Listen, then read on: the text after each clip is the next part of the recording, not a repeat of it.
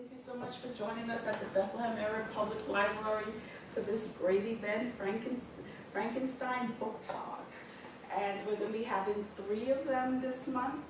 We have the calendar, so before you leave, it's every Monday at 6:30 until we have the big Franken read, which is on the 31st. And that's an all-day read. So I'm so happy that you guys are joining us for this event. And I'm going to introduce you to our guests this evening.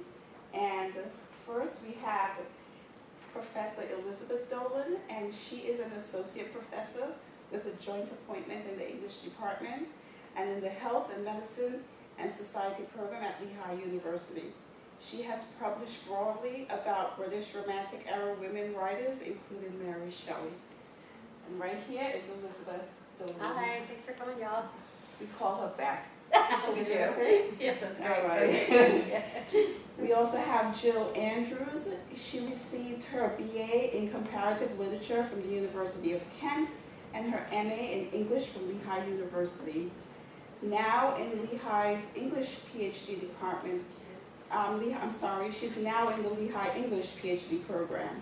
Her research interests focus on intersections between medical humanities, horror studies, and posthuman theory. And the definition of that is the concept of originating in the field of science fiction. Am I correct? Just for those who never heard that terminology. Yeah, it's post-human, it's generally kind of in that vein, it's science fiction, it's like what comes after the human, like what comes next. Good. Yeah. She's particularly interested in thinking about how the horror genre can help us consider bioethical issues, which is part of her interest in Frankenstein. Ashley. Here we are. This is Jill. Jill, raise your hand so that I don't say hi to everyone. Ashley Simon received her BA from the University of California, Riverside, and is currently working on her MA in English at Lehigh. Her academic interests include the history of medicine in the 18th and 19th century British literature, with an emphasis on the instability of substances. In Frankenstein, Ashley is particularly interested in the creation of the creature, alchemy, and the connection between human nature. Again, here we have Ashley. And welcome to the Bethlehem Area Public Library, and we do hope you enjoy this session. Thank you. Thank you, Ray. So these guys are going to take the lead and getting us into conversation, but I just wanted to thank you guys for coming out. We're really interested to hear what you guys think about this novel. And also I just wanted to make sure, just to invite you to our other events. One of them is not even listed on here, but you can pick up this brochure, Adult Programs, and it lists the other events that are co-sponsored by the library. We do also have a film on Wednesday night on the 17th this week at the Steel Stacks. It's free and open to the public, and it is the 1931 Boris Karloff Frankenstein. And I talked to the guy at Steel Stacks today, and he said, the person in charge of tickets, and he said of 190 seats, 120 have already been claimed. So they're free, so give them a call if you want a ticket and get your ticket reserved there. Better get busy. Exactly. And then we have another film on the 26th. This will be on the Lehigh's campus in Sinclair Auditorium at 7 p.m. And that is Young Frankenstein. And so that should be fun. And some students will be wearing costumes. It's open to the public, so don't be, put off because it's on Lehigh's campus. Sometimes people feel like that means they're not welcome, but that's not true. Anyway, and then we're also having another film here at the library on the 26th, on Saturday at 1, which is the Kenneth Branagh Frankenstein 1994. So all those things are happening, along with our big Halloween event. So, okay, turn it up to these guys. Okay, so we don't really have that much of a plan for the majority of tonight, because if we kind of control where the conversation goes, it's probably not going to be as interesting for you guys. But we kind of wanted to start off with, this is obviously on the theme of bioethics in Frankenstein. It's also kind of focusing on the first section, because there's 2 more on the 2 other sections, right? But people can be interested in Frankenstein for such an enormous number of reasons. We kind of wanted to start by asking you, what brought you here? Did you read the book and want to talk about this section? Was it the subject? Did you see the movie? Anyone who wants to jump in?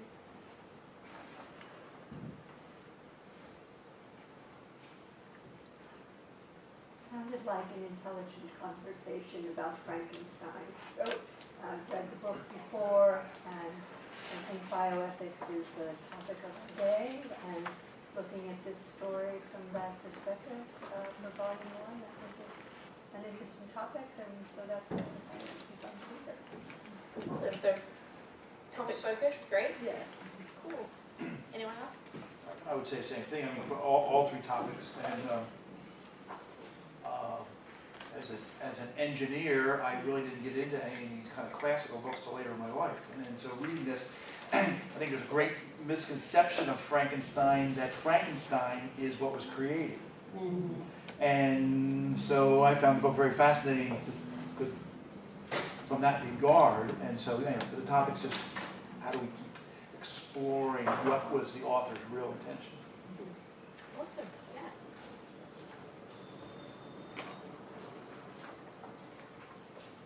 I just haven't talked about Frankenstein with other people in a very long time, so I thought, why not? Definitely there's a lot to say about, right? Awesome. Well, it's got a slight variety of options of people working fully here, but we thought, do you want to do the next bit? Yeah, so let's just, for the talk tonight, briefly summarize kind of what happens in part one, just in case maybe you haven't read it recently, or you did read it, but obviously as the first part, you might have forgotten some of the details. So we're just going to briefly kind of go over what happened during the first section of Frankenstein. So we open with Robert Walton. He's an explorer. He's going to the Arctic, and he's writing these letters to his sister. In doing this, he stumbles across this man in the ice. First they see what looks like a man, and then they come across a man. Later we find out that the first one is the creature, but you guys can talk about that in a later section. What's really important is the second discovery, and that's when he meets Victor Frankenstein. So through Walton, we hear Frankenstein's pretty much life story for the most part. We learn that he's been raised by wonderful, loving parents. He has two younger brothers, Ernest and William, and then he has an adopted sister, who is also his cousin, whose name is Elizabeth, and they are engaged to be married. He's exposed to death for the first time when his mother passes away from scarlet fever. Elizabeth was actually the first one infected. She survives, but unfortunately his mother passes away. And so he then, after all this happens, he then goes to a university in Ingolstadt and begins to study science and philosophy, and learn more about like the alchemy that he learned as a kid. We've learned that he's like a very voracious reader, and he's learned a lot as a kid, so he's kind of gone to broaden his horizons there. So through all of this, he applies himself to the goal of creating life and renewing life, and he eventually creates the creature. When the monster awakens, his eyes open, he breathes his first breath, and Victor hightails it out of the room. Pretty much as fast as possible, and then almost immediately after we see him fall very ill, and he is nursed back to health by his very close friend Henry Clerval. Finally, spring is sprung, everyone's happy again, Victor's healthy, and then all of a sudden we learn that his youngest brother William, has been murdered. Throughout all of this, he goes back to the site of the murder. He immediately recognizes the monster, and he's the one that says that, you know, it's really the monster that's responsible for this murder. But he doesn't say anything. So the one that gets framed for this is Jessie Moritz, who's younger. She has like a servant relationship with the family, and she ends up getting framed for this. Victor decides not to step forward because he's worried that people are going to think he's crazy. And so Elizabeth kind of speaks for her in the trial, saying that she's a very innocent young woman. She doesn't understand why people would think that she's guilty, but unfortunately they find a locket in Justine's pocket that Elizabeth had. It was Victor's mother, and she gave it to William. So that's how they're connecting it, because William had this locket and Justine had it in her pocket. But the monster is somehow involved, according to Victor. So, long story short, she ends up getting convicted, and she's hanged for murder. But Victor has been telling us all along that it wasn't her fault, and he still did not step forward. So that's pretty much where the first section ends. So yeah, it's quite the story. I don't know, what did you guys think was like most interesting? Where did we want to start?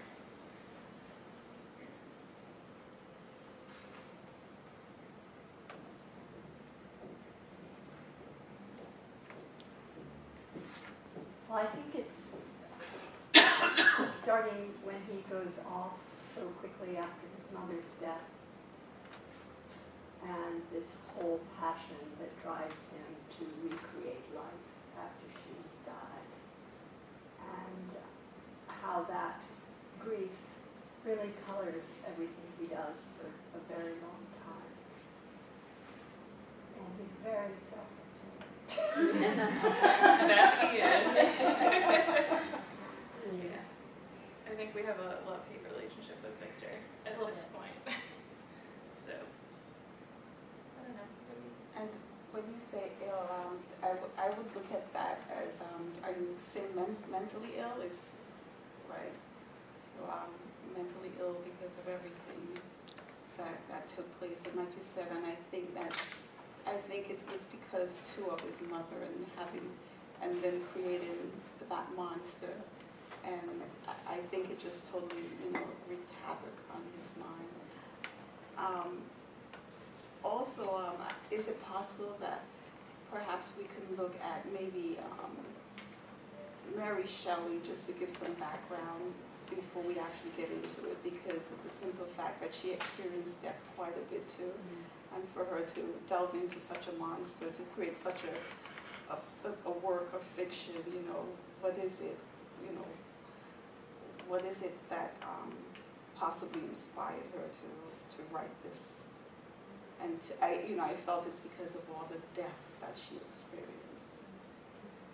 I think the illness is definitely something we should come back to, but I don't know Mary's biography as I'd well be as happy you to do. fill in that.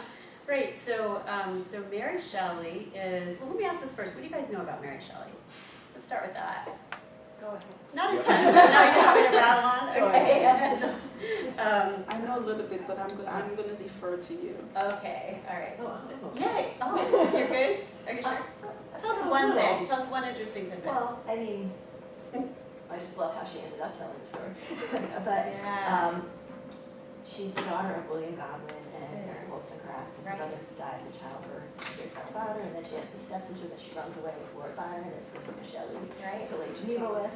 Because that's the fun part I like, where she and her stepsister just take off with these poets. Yeah, so Liz is right, so it's, her parents are both pretty famous philosophers in the 18th century. Her father, William Godwin, was really interested in this idea of social perfectibility. So in other words, if you just educated human beings well enough, eventually you wouldn't need institutions like prisons and police and schools, because people would just evolve. You wouldn't need government, basically, because people would evolve into this kind of state of being that was enlightened. So he really believed that. He was a real idealist. Mary Wollstonecraft is well known for her writings about women. She's thought of often, hi, welcome, come join us, come on in. She's often thought of as the first feminist to write and to start the feminist movement in the 18th century. And so this was Mary Shelley's legacy, or Mary Godwin, when she's a little girl. There's a lot of mythology surrounding the Shelley circle, and some of it has to do with the loss of the mother early for Mary Shelley. There's a myth that she learned to read by learning the letters on her mother's tombstone. That it's not clear if that's true or not. That's obviously something that someone reported from the time. There's another story that does seem to be true, that she and Percy Shelley, who she ends up marrying, did a lot of their courting on her mother's grave. So there's this relationship that really begins in death, and part of it had to do with getting away from the house, because Percy Shelley was a sort of follower of Godwin's philosophy. He's really interested in that. He's older. He comes to the Godwin household and meets Mary Shelley, who at the time is 15 when he meets her. Percy Shelley's married. He already has a child, but he starts basically courting, if we can call it that, this girl who's 15, and when she's 16, they run away together. At that point, Percy Shelley has 2 children that he's left behind along with his wife, Harriet. When they travel, they're reading Wollstonecraft's text. So Mary Shelley's getting to know her mother through reading, which is fascinating. And they take one trip to Europe with Claire, who, as Liz said, is her what do you call that, stepsister? Sorry, thank you. Her stepsister, because Godwin remarries after Wollstonecraft's death. and this woman he marries has children. And so Claire is the name of the woman who goes with her, and Mary and Percy go to the continent, they meet up with people, they explore around, they come back. When they come back, no one's happy to see them. Godwin has stopped talking to his daughter because she ran away with a married man, and she's a young girl, you know. Obviously, this social world that Percy Shelley was involved in, and he was an aristocrat, is ignoring him for the most part, except for some of his intellectual friends. And so they're very isolated. So they decide, well, we're going to go back to the continent and get out of this, like, you know, scrutiny and judgment in England. So they go back to the continent. While they're there, by this time Mary Shelley is pregnant. She and Shelley are staying with Byron at times and in their own house at times on Lake Geneva. This is the scene of writing, okay, of this novel. So it's a very rainy summer. There's a volcano in Indonesia, it turns out, that just made the sky really dark all summer and caused a lot of rain. So it's gloomy. So instead of sailing, which they love to do on Lake Geneva, they stay in for a few days. Lord Byron, who's a poet, says, okay, I'm going to set this task for us. We're all going to write a ghost story, and we'll see whose is the best. And so that's the genesis of this novel. Mary Shelley writes that story. In the process of a couple of years of adding to the story and revising it and getting it ready for publication, she loses her first pregnancy. This is some of the loss that Rhea was referring to. Actually, she has the baby's born and the baby dies, I think, in 21 days. So it's a very harsh loss. She'll go on to write several more novels, short stories, etc. But she'll also go on to have more loss, even after Frankenstein is published. She has a son named William, which is interesting because she writes this book where there's a kid named William who gets killed, and then she names her baby William after her father's name. So who knows what's happening there. Baby William dies when he's about 4 years old. She also has a daughter named Claire, who dies also very young, before she's 5. And then she has a miscarriage that really almost kills her. Percy Shelley ends up putting her literally straddling ice, and that's how they stop the bleeding. So she's very entwined with death. In 1821, which is, she's 24 in 1821, Percy Shelley goes sailing with one of his good friends. At this point, they're married. Percy Shelley goes sailing. Oh, I forgot to say. They got married because Harriet committed suicide, his first wife. So then he was free to marry. Also, Mary Shelley's half-sister, Fanny, committed suicide shortly after that. So there's just a lot of death by accident, childbirth, suicide. It's horrifying, Anyway, then her husband, this is the accident part, her husband, Percy Shelley, goes sailing with a friend and doesn't come back for a couple days. And so finally their bodies wash up on the shore of Lake Geneva, and as they're following the law in that region, and his body's burned on the beach. And this is another legend of the Shelleys, that his heart doesn't burn. And so Mary Shelley supposedly saves the heart. Now this heart is a topic of a lot of conversation. Apparently it was found in a reading desk, or writing desk. So in the time they would, if they were traveling, they had these little portable desks, just like something that would sit on your lap that would lift up and keep your stuff in it. Apparently the heart was found in Mary Shelley's writing desk. And at one point, supposedly, the Fortsheimer collection in New York had it. But it doesn't exist anymore. So who knows what's true in terms of that. So that just gives you a little background of this kind of amazing woman, this kind of amazing novel, and a remarkable life.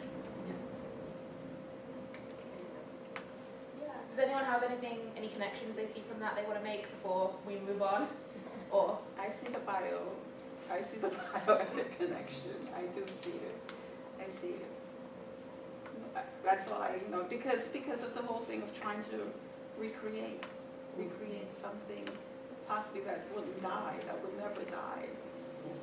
And also, I think at one point he says, with the desire to create or reanimate things that no longer are like animate, right? So like the idea of like bringing back someone. Right, is very exactly. interesting, too. And perhaps she wished she could have done that with the mother. At the same But the time, what- death is an unstoppable force going on around, because like that recreation starts killing people. Right, yeah. And so there's this balance nature's trying to restore Right, as he's trying to make all the science and make life happen. right. But the other interesting thing for me is there's no relationships. Mhm. He does the creation, And then he runs But- away. right, but then there's no sense of relationship Right. with what you've created. Right. And so, And I think that's where we go with the other volumes, right? right, That yeah, whole well, right, relationship. but still there's like Yes. relationship if creation's so Yes. important, Yeah. what's its purpose? Right, right. And even bioethics, what's its purpose Yeah. if it's all about relationships? The theme that comes out for me is the theme of running away. So, That's not responsible. And so does Mary Shelley, like, you know, yeah, that's really neat. and it's kind of, you know, what's the motive, or what motivates people to not stay, and what motivates them to take off, and sort of run away from whatever you've done, or the responsibilities. It feels like a book of foot chases, because even it starts with Yeah, a chase. it's a long- Like, oh, what's that thing in the ice? Oh, there's something after it. And everyone's always running after each other. Like, I created you and now I'm running from you, or you're running from me. I think on a metaphysical level too, when you've grown up in a family where they're struggling with big ideas about the universe and the nature of life, and there are no easy religious answers for her. Mortality of death isn't covered over with the hope of heaven. It's then what is death? It's final, it's ending here now. And Victor Frankenstein, I think, really embodies that Enlightenment period of, well, if there is possibly no God and there is no heaven, then we're responsible for trying to keep life going, but he doesn't know how to be responsible. He has absolutely no idea how to take charge. And, maybe that's the existential question too, is, maybe they feel, for those people who still have a flicker of theological hope, maybe God abandoned people. They created us, and look, we do all these horrible things, and horrible things happen, and who is there to show us the way? And again, that's the creature's question later on. But I think, for me, it has a lot to do with that idea of people who have no idea, in a newly really scientific world where Mary Shelley has no answers. Mortality and death is always there.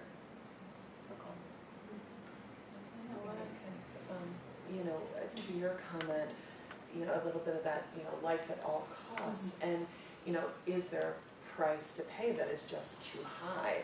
And the price to pay is, when there's a child that is murdered, that is the price that's too high.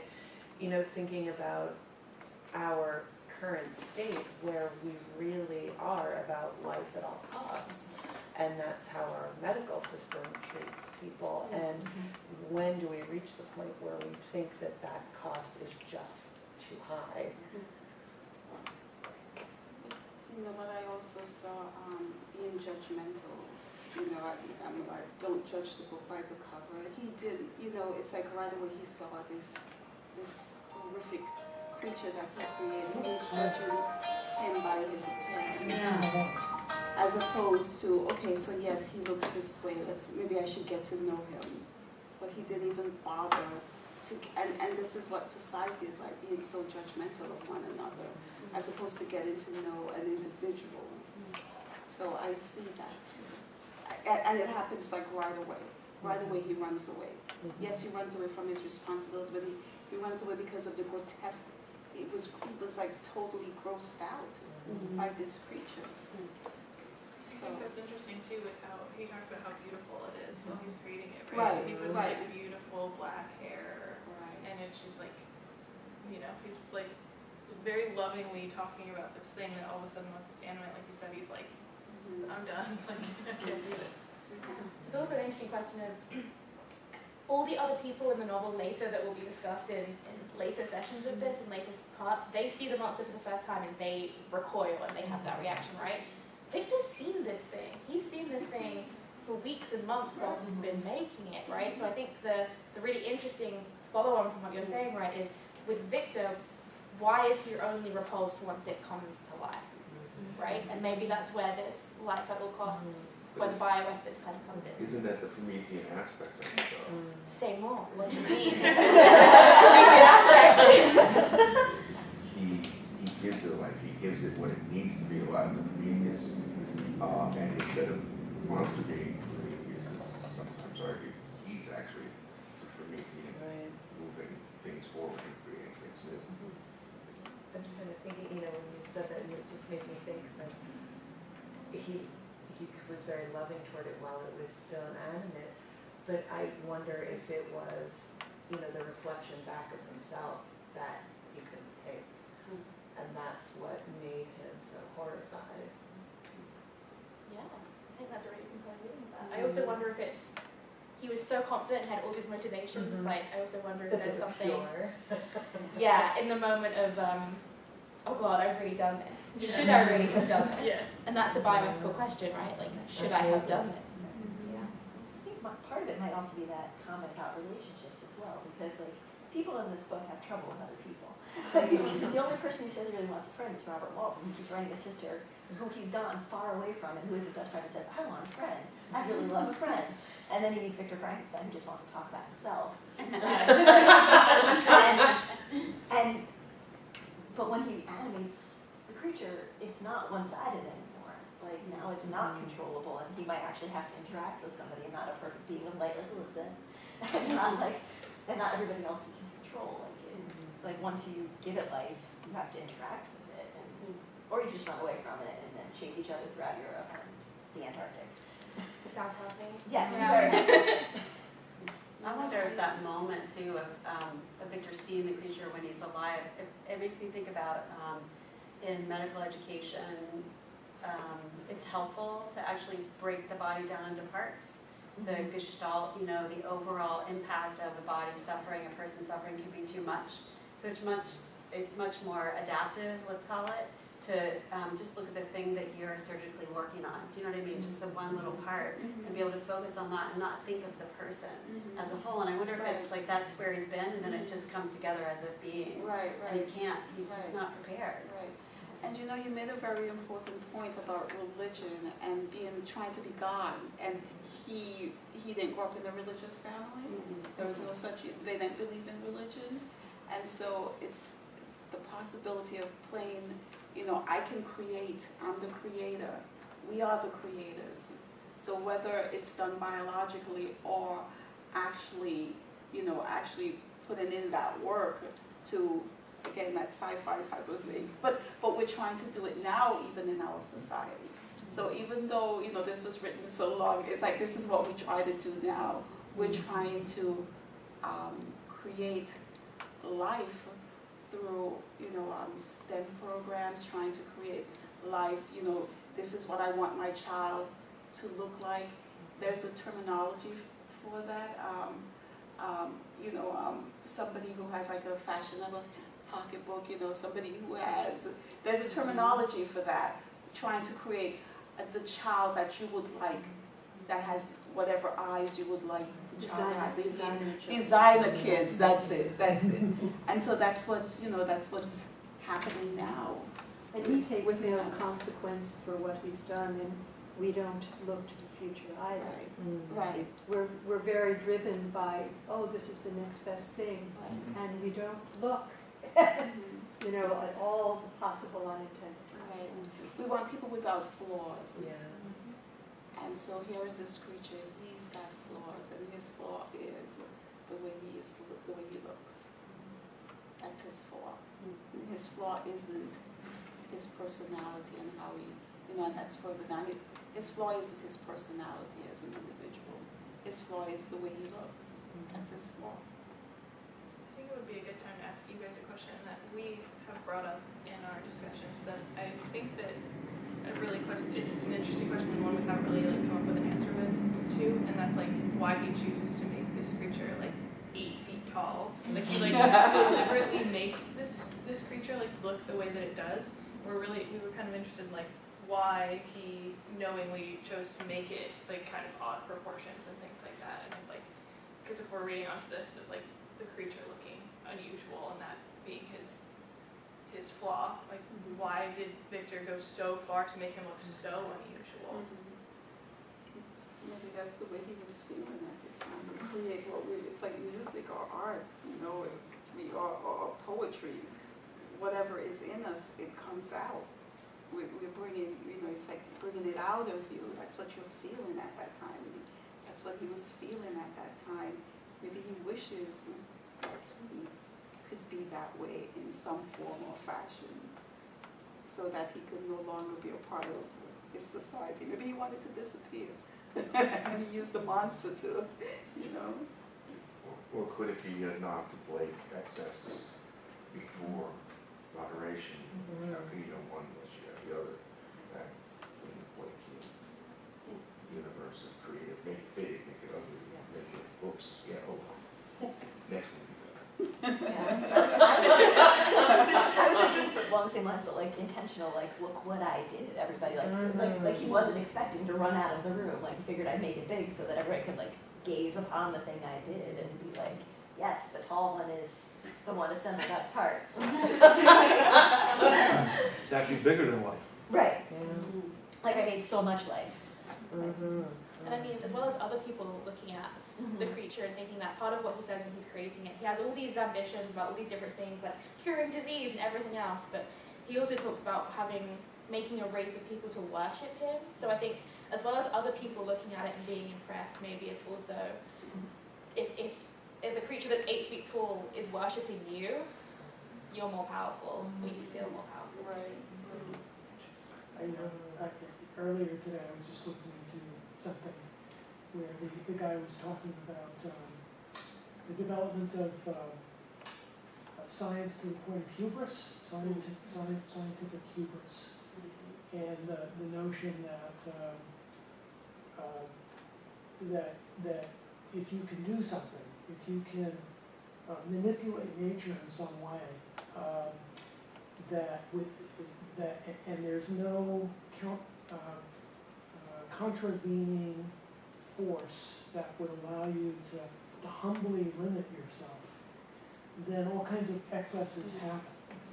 And so I tend to have sort of visual associations. That who I think about is the modern day Victor Frankenstein, which is Oppenheimer, and how his total horror at witnessing the first A-bomb explosion, and it's sort of like this, which was all motivated by fear, of course, developing the atomic bomb. But God, what have we done? Just not appreciating the gravity of the Gestalt until it's actually been done. I'm an undergrad who just wrote a really interesting paper that argues, he talks about the atom bomb and the splitting of the atom, and he argues that Victor doesn't make a mistake in terms of his scientific effort, like pursuing science for science sake is fine. But he cites, I think it's an engineer he cites actually, he talks about that the responsibility lies with the application of the science. In other words, scientists should be free to do whatever they do, but when it's time to apply that thing, so you split the atom, sure, but then we have to have a conversation before there's an atom bomb. It's a really interesting argument, to sort of not just say the scientist is bad, but whoever's applying that knowledge, needs to think about it. I'm wondering what Frankenstein can add to our discussion about AI and the creation of like that kind of life, where we see the Sophia, the AI, is she a robot? What is she? Being? Shelley, what's that? Yeah. Something you call it a robot. Okay. An android even. Yeah. What Frankenstein can tell us about that? We can, but should we, or when do we go too far? And I think to preface that question, part of thinking about that, right, is we've had two perspectives kind of laid out here. Like, I don't want to mischaracterize what you were saying, but I feel like earlier you were saying kind of the creature's destruction that he wreaks on Victor is kind of like a natural, like, cycle of something unnatural has happened, therefore unnatural things follow, right? Is that kind of what you were saying? Sort of like Victor's trying to do an unnatural thing to fight this natural stuff, but nature just keeps kind of happening all around anyway, and I don't know if it's restoring a balance or if it's just simply the fact that you can't control some things. Yeah, so there's the potential reading of you know, it being this kind of restoration of balance or this natural progression, or there's the idea that if Victor had stayed, if Victor had not been repulsed and he had nurtured this thing and he had cared for this thing, which is what you seemed to be implying earlier when you were saying, you know, the creature is not innately bad, he just is abandoned, right? So it's not just when do we go too far, but also how do we treat the thing that we have made. So yeah.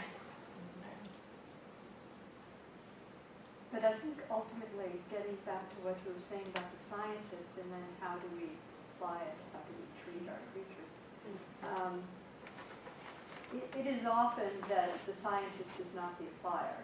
Right. And there were many scientists who argued for looking at the bomb, showing it to the Japanese, letting them see what it would do before they dropped it. There, you know, we know that. I mean, even Stephen Hawking has been saying, watch out for AI, you're going down the wrong path. And the difficulty is that most of the things we invent end up being used for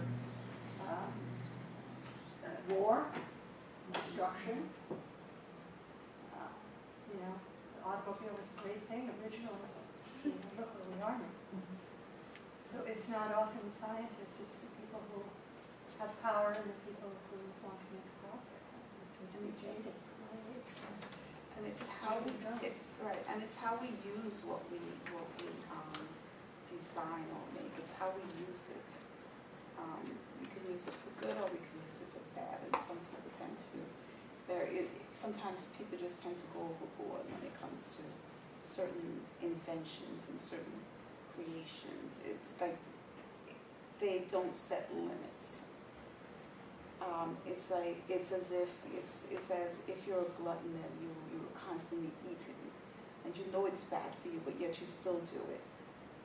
And sometimes we just don't know how to set those limits, so that the invention the things that we create isn't so bad after all. It's the people that are actually using it. It's funny, so that I just happened to have my book open and it was writing a paragraph where Victor says his temper was violent and he had this desire to learn things indiscriminately. So like he couldn't stop himself. Like there's this, and he mentions like a bunch of times in the chapter too, like how Elizabeth's calm and does the poets, and he uses like ardor and passion and all this stuff, like where it almost seems like he's gorging himself on any knowledge, and there's no filter, partially because like there's no regulation on them at home. Like his parents don't travel and they don't really pay attention to anybody else, and he's just allowed to take everything in, good or bad, and then just do with it what he wants to whatever harm it's going to cause him or anybody else. Right, and that's what we do within society. That's what we do. And his best friend is a moralist. Yes. Yeah. And he ends up dead. I think I'm interested in this because I'm interested in how concerned Victor is with society's perception of what he's doing, right? Because he's very adamant that he's very concerned about people thinking that he's mad, right, with this creation. So like he can do it and he can do it as much as he wants, but it has to be in secret, because if society hears about it, they're going to think that he's insane, right? So I'm like interested in like maybe there being some kind of like moral or like some kind of check and balance system in society that he somehow manages to bypass in secrecy. I think that's why sometimes you wonder, sometimes mankind just we need, maybe some people might get mad with me, government. We need people to govern over us because we don't know how to set limits on ourselves. And it's not so for everyone, and so because Peter paid for Paul, Paul has to pay for all, you know. If there is something that, you know, you see these bad things are happening, yes, we know we have people that can actually govern themselves and are responsible, but there are those that are not.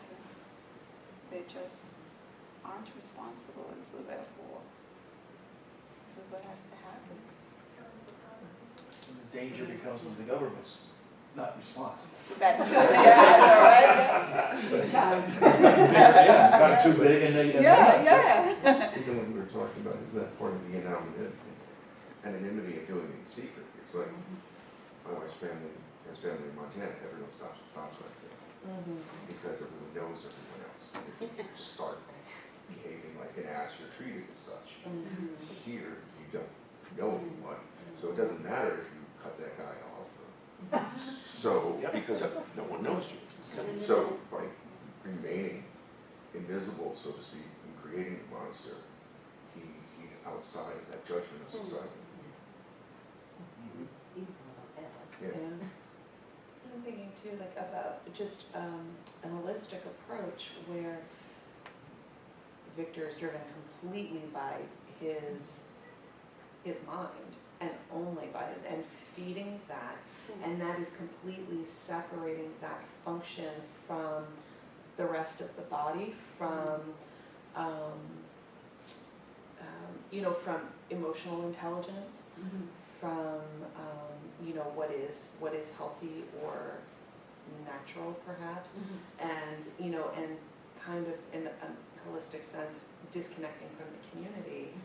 You don't, exactly right, you don't have that check, like the body, when you're going too far in one direction, tries to pull you back because that's the check and balance.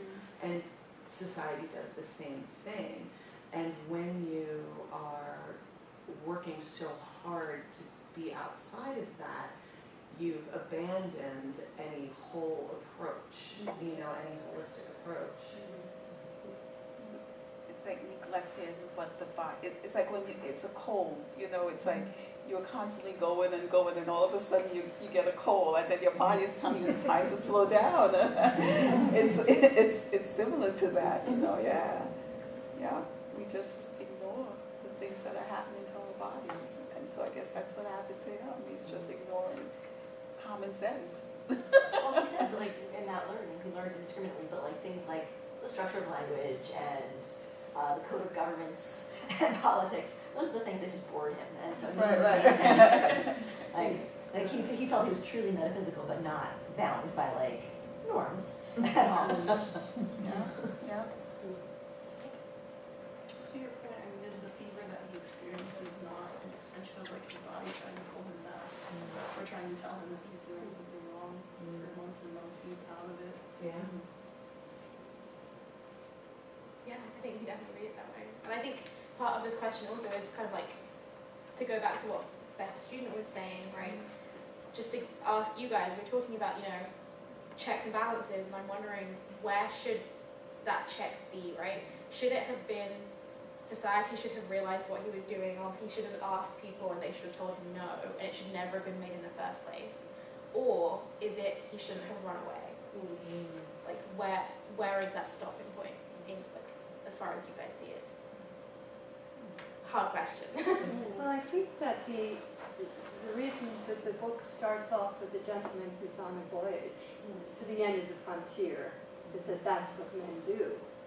That's what society expects of them, and certainly at that time and place in that part of the world, you need to make a name for yourself. And so when Victor goes off to college, he encounters professors who encourage that. Oh, my dear boy, you don't want to read those things. You want to be reading this. And they're fascinated by it. They encourage it. And so I think society doesn't put checks on it. They say, go forth, young man. Discover the new frontiers.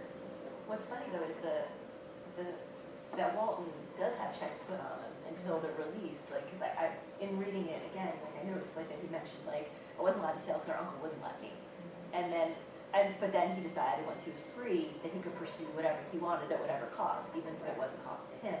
Where now he's sitting writing sister letters about, can you believe I even did this?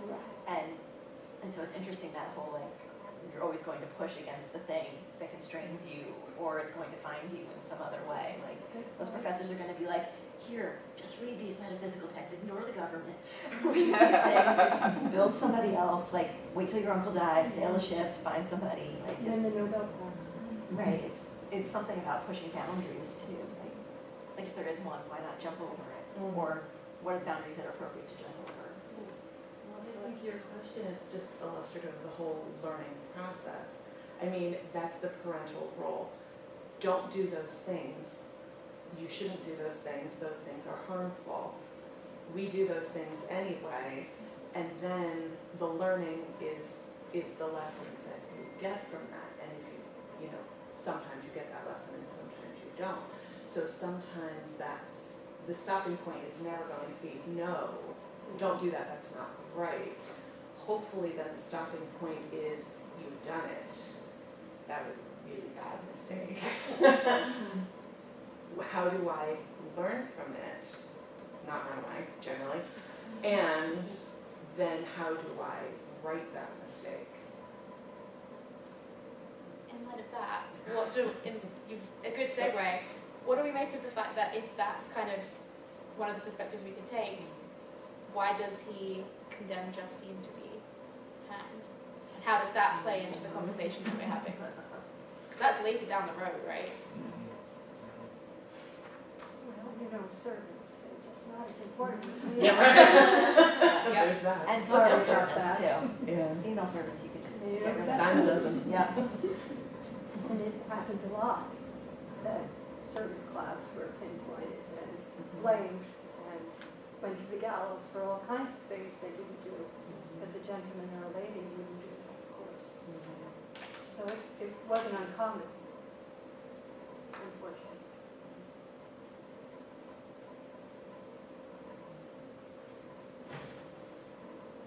Well, there are people there are consequences for, and people there aren't. Because when you were saying like, oh, you learn something and then you'll learn from it, like he doesn't learn from anything. Right. Like, there's No, never a no, moment where he he's like, doesn't. maybe I shouldn't have done that. Like that's a lesson to move forward with. Like it's everything is kind of pretty easy for Victor. And even if we read it in the moment when he responds to the creature first, right, as this panic, or as something that's in some way forgivable, during the trial, he makes the choice over and over and over again to not tell people what he knows and not save her, right? Well, technically, we see Elizabeth stand up, right? And she's like very adamant for Justine's innocence, and it still doesn't even matter. Well, it almost like, I think that we could argue that it almost is the opposite, right? And they almost like are even more passionate about like Justine being guilty because of Elizabeth's like wonderful testimony. So. Could it be that also he was ashamed? He was ashamed of Elizabeth finding out the type of person he is, because now he's looking at himself as like the creature. He doesn't want Elizabeth to know that he became this creature. So it's difficult for him to admit to the fact that perhaps the creature did this, and so he prefers maybe it's best that Elizabeth dies so that she wouldn't have to find out anything at all about it. Maybe.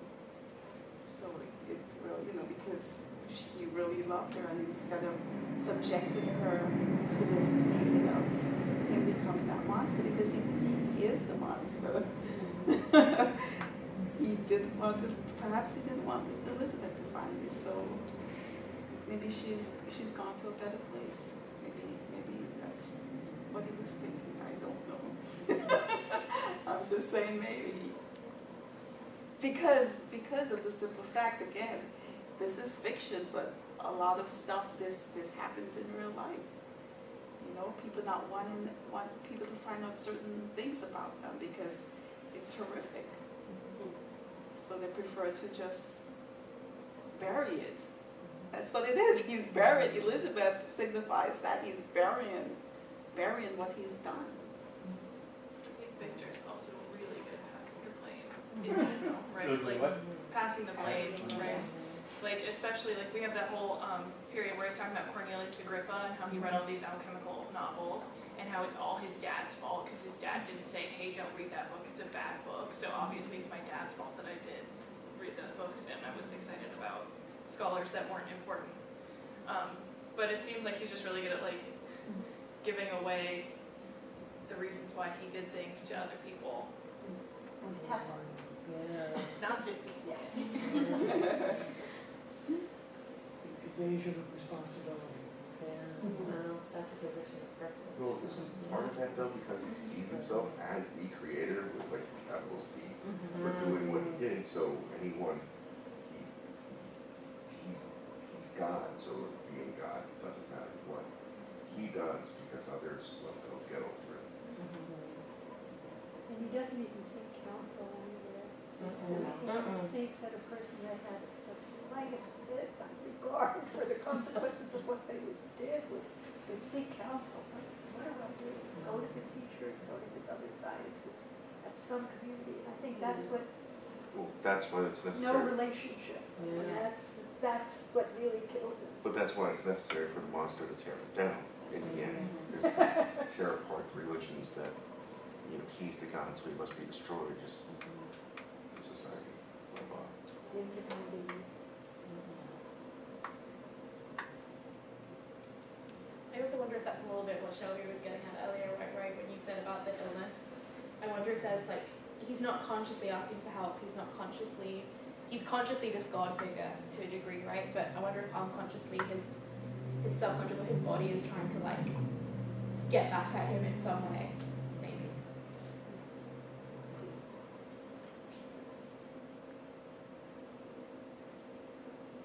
Yeah, like, I think that's an important question about whether or not he's the one, like, that has to restrain himself, because we keep talking about, like, who does he turn to like, check himself, but, like, the educational system is maybe in a sense failing him, because they keep telling him, you're so smart, you're, like, above what we're doing, just go ahead.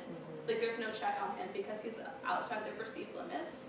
So if we're talking about, like, the checks and balances of what we can and can't do, like, how important is it to recognize whether or not we're actually limited in the ways that we think that we're limited? Because that applies to, like, application, right? Like, we think that we can't make a thing, then how can we possibly apply the thing that we can't make? So, like, at what point do you ask the ethical question of, like, I'm giving this person so much room to do whatever they want. Like, when do we question, like, what it is that they're actually doing? Well, someone did and he ignored it and went Yeah. to find another teacher that told Yeah. him. Yeah. It's like, I didn't like what that guy told me, I'm just gonna look at another teacher.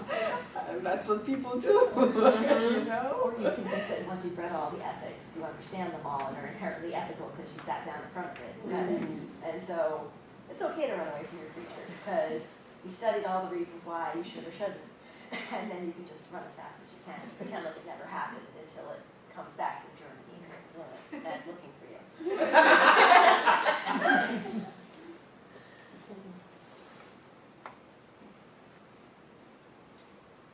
Yeah, so I guess we were making a lot of links to modern day things and like some like Oppenheimer a little bit back, but also designer babies.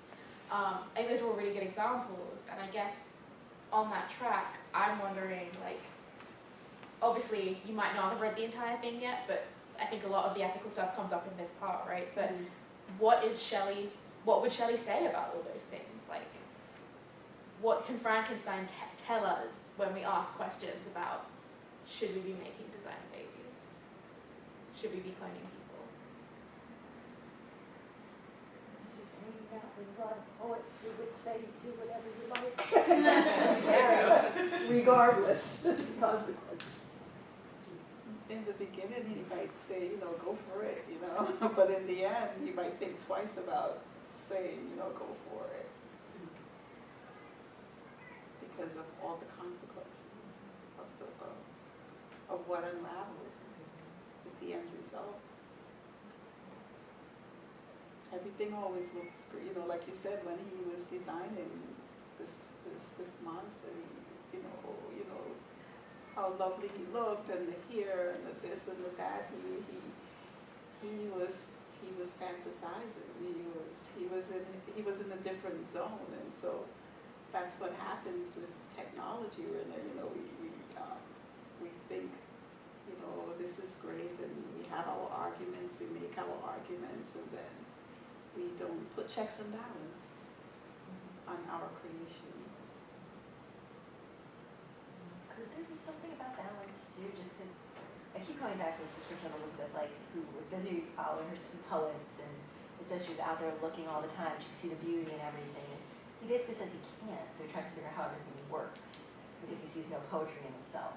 And so he's always trying to find the cause and the reason. And meanwhile, she's out there like flitting in the woods, like really in with nature, understanding the hidden laws. And so it feels like both of them are too much of one thing. And not any blend of it. Like he needs to create something because he can't see beauty in the world. Like he makes the most beautiful thing because that's his way in. He can't write a poem. He can't enjoy the trees. And she can't live because she can't understand the causes of things. And so it just seems like the world's out of balance. And I don't know what to do. In fact, the poetry dies and science lives but is torn apart at the end. Yeah, I think at first glance, the focus is on Victor and sort of what him as a character and what motivates him. It's sort of an indictment of Victor. But you could also make an argument that the book is an indictment of society. The creature becomes what it becomes because of how the world treats the creature. Didn't have to work out that way, and if the people can be nice, people can not prejudicially react to one's superficiality, but they do, and so I think of that aspect of it. So sort of maybe Shelley would say, well, this is also about all of us, and how we treat it. I know the next couple of topics will be, we talk about the orphan and the stranger, and those aspects of it. So.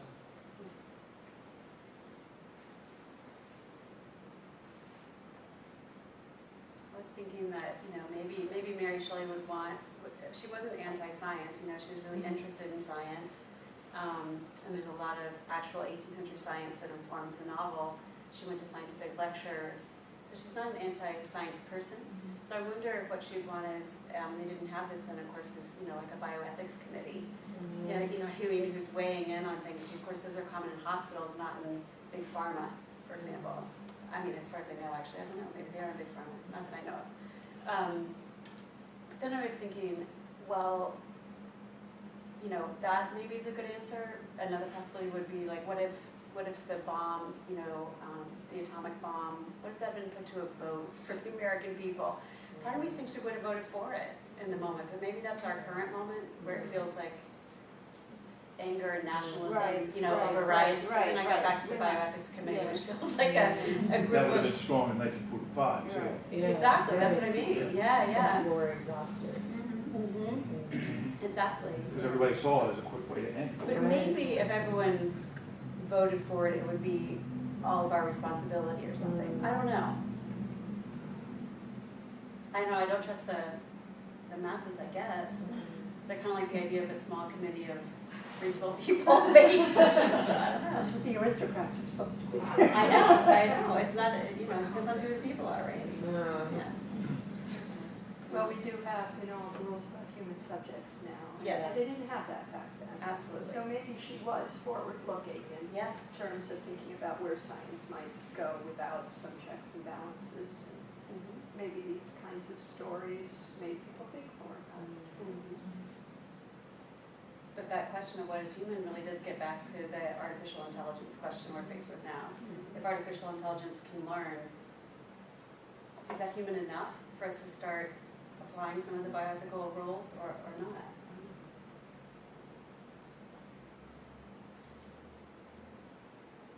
So you have to get into what's alive as well. Yeah, right. I've been watching too much Star Trek Next Generation. I know. But there's like a number of episodes about what is life, like what constitutes life, what should be protected.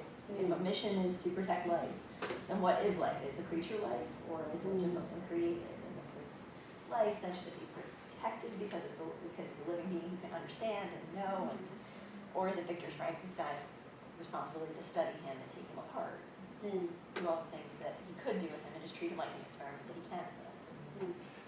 Doesn't that get us into the use of tablets and computers and cell phones, and how much time is spent on it, and how much of that is really life and how much of that is breaking down relationships, and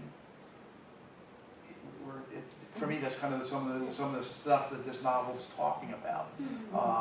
And as a grandparent struggling with my grandkids and their parents struggling, and we see it every day. Everybody says it's not good, but we can't put any limits on it. And so it's exactly the same stuff that I'm talking about with this novel. And in a way, that's not just creating other beings, but we've created a being. And we can always see possibilities for good in those things too. Because Yep, even with yep, this yep. creature, like, it has a really good shot at being good. And for a long time it is. It's just other things happen, and like the creation isn't responsible. And so there's a chance for goodness, and there's also a chance for badness. And that's true of every single human, and the damage that we do along the way to everyone, and everyone has that potential. And you are a victim of circumstance very much in that way. And what wins? And getting back to your technology and this, I think we can set limits, but we can set limits within our own household. We can regulate, you know how often our kids are on the phone, how often they're on the computer, or watching television. Sometimes I think we give up that power to our children, and so then our children starts acting out when they're not given what they think that they're supposed to get. My son once, he is so accustomed to me taking away his cell phone when he does something that he doesn't care at this point when I take the cell phone away. So It's not a punishment. right, exactly. It's not a punishment anymore. So there are ways to control, but you have to set it in the beginning. I think one of the interesting questions with this, right, is with all this mapping onto how much Victor should have controlled the creature, or whether the creature deserves some sort of, like, to take Victor's phone away. I mean, it's Elizabeth in this case, which is horribly problematic, but like, whether that punishment is, like, warranted. We're applying very human standards to what the creature does. And later on in the novel, it's kind of easier to see why, because you hear him speak, and you'll talk about it next week. But, like, he's made up of animal parts as well as human parts, and other random debris that Victor kind of finds. So, like, I don't know, I just wonder, not just the quality of life, right, but also, is it human life? But like she just said, the start, it's like Data thinks he's human because he's been fed all these computer emotions and so forth. And so now there's this dilemma, is he human or is he still a machine? And because he is now a part of this community of people, they no longer look at him as such, eventually in the other episodes. Because he's the same one with the trial with whether or not they can take him apart to study him, right. even though he's alive. Right. And so he's become he's an inanimate object, but he's alive. But again, when we think of all these things, I think we, life, to me, when I think of life and individuals, and anything that's living, it requires sunlight, it requires water, it requires, that's life. But if you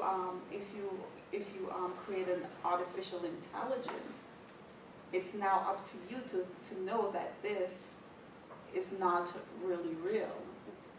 it's something that it's made of machine, it's made of this, it's made of that. But if it's But software, does that matter? Does that matter? Right, Yeah. so you develop this relationship with this AI person, but But the example of how much time we spend looking at screens and how we depend on Google for our knowledge base. I do it, I'm not a higher than thou, better than thou kind of situation here, but we are becoming a machine. It's not just that machines have human attributes, but we are merging with our machines in some way. And if we can't manage that, how are we going to manage AI? I don't know. And I'm not opposed to it, but I just think thinking about it that way really shifts it for me. That was interesting. I don't know. You're saying that reminded me of, have you read Michael Pollan's Botany of Desire? I haven't. And in it, he is talking about how, plants have evolved, how they have evolved their, The library will close in 20 minutes. where they grow, how they look, how they taste. And his argument is that humans have greatly affected that evolution of plants as much as the evolution of plants has affected humans.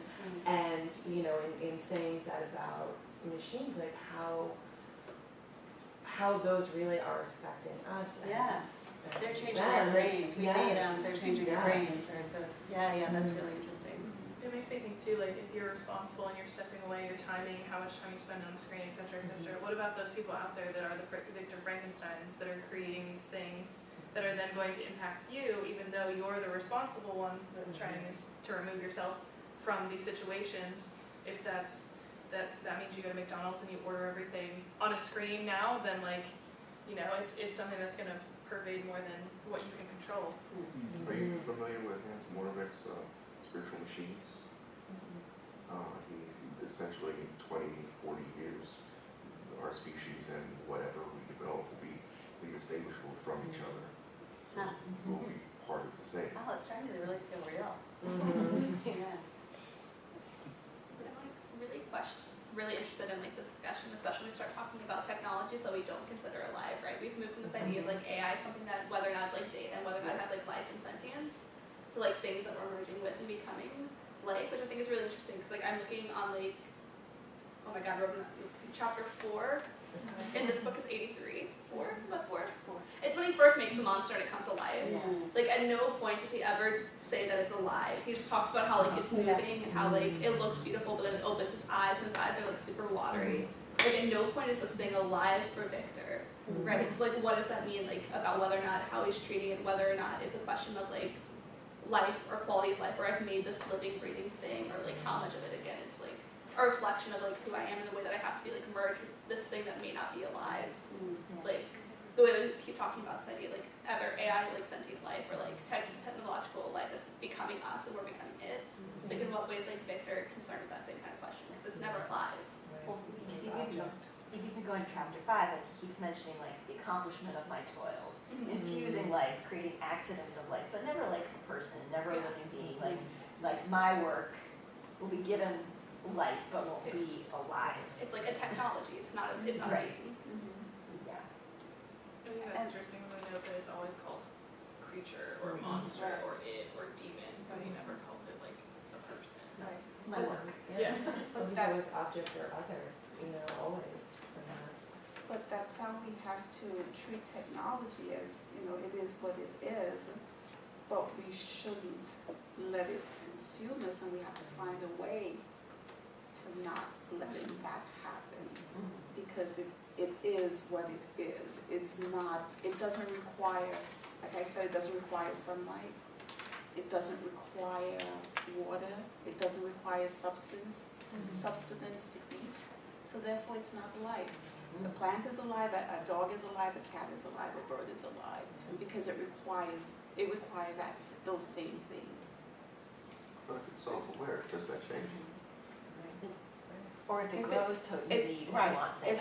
If it becomes self-aware because of what we're feeding it. Not necessarily. If you think about how the brain works, sorry. No, go ahead. If you think about how the brain works, it's a whole bunch of cells connected together, and we know electrical impulses switch between them, but okay. We don't really know what happens. We don't know how it works.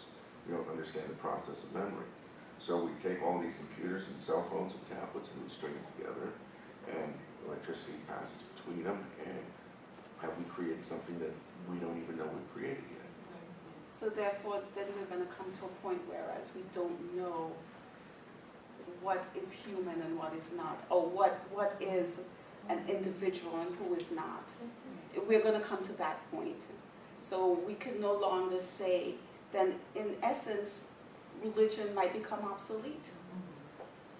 And then I almost argue that, you know, we've kind of always been there in the, you know, kind of thinking of that object or other and what gets treatment and what is treated as a living thing. The creature is not treated as a living thing that should have our, you know, our respect and that it has autonomy. And the same has been true in medicine throughout its history. And in recent history, I mean, in the United States, that was certainly the case. You know, if you've read the Rebecca Skloot book, you know, the Henrietta Lacks book, she did not have any autonomy in that situation and was really treated as object, and was treated as object for the benefit of others, you know, and the same has been true of trans individuals. Many cannot receive medical treatment because they're viewed as other or object and not part of what we accept as life. And so, and looking at artificial intelligence, you know, there is always an other that we don't value enough to treat. Right. And So it's the same concept of slavery. yeah, absolutely. Slavery. They, you know, blacks were looked at, you know, they're subhuman. They, you know, so. And it's interesting because in the time that Mary Shelley's writing, there are two big social movements going on, at least two. One is animal rights and the other is abolition. Yeah. And in both of those movements, there's a discussion of who is worthy of rights, right? So in animal rights, the thought had been that animals weren't worthy of rights because they weren't rational. So it was rationality was the thing, you know, that made a human being that elevates us.